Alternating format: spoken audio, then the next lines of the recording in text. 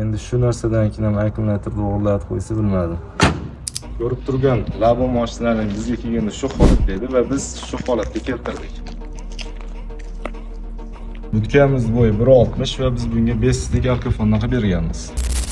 Labochi akalarimizda ko'p uchraydigan muammo akkumulyator muammosi yoki o'g'irlatib yoki qanaqadir zarar yetib qoladi. Shunga biz zo'r yechim berganmiz. Bu akkumulyatorda ichida qolib ketadi va yoniga narsa qo'yib bemalol joylasa bo'ladi va ko'pkaritli variantda atrofini polni nержавейкаga aylantirib berganmiz.